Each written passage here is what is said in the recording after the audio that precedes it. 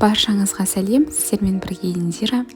Бүгін мен сіздерге жеңіл әрі өте пайдалы көкөністерден жасалатын салаттың рецептісін ұсынатын боламын. Достар, ең алдымен менің каналыма тіркеліп, қоңырау батырмасын басып, достарыңызбен бөлісуді ұмытпаңыздар. Ол үшін бізге брокколи, гүлді орам жапырақтар,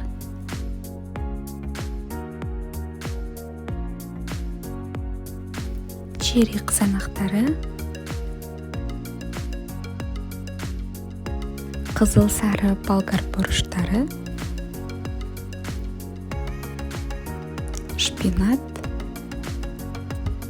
чеснок және де чим-чим қажет болады. Достар, чим-чимді негізі капустаға арналған түрі де бар, соны қолдансаңыздар болады, немесе осы түрін қолдансаңыздар болады. Ең алдымен біз брокколи мен гүлді орам жапырақтарды 4-5 минут қайнатып аламыз.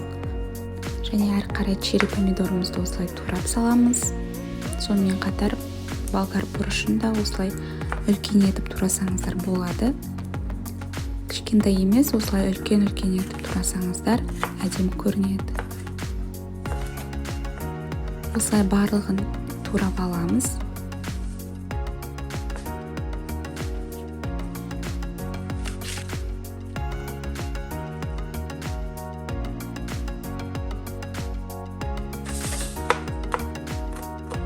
Чим-чимді қосып, кішкене май қосып, жақсылап араластырамыз.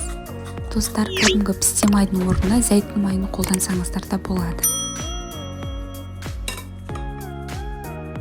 Міне достар, біздің салатымыз дайын болды. Өте тез дайындалады.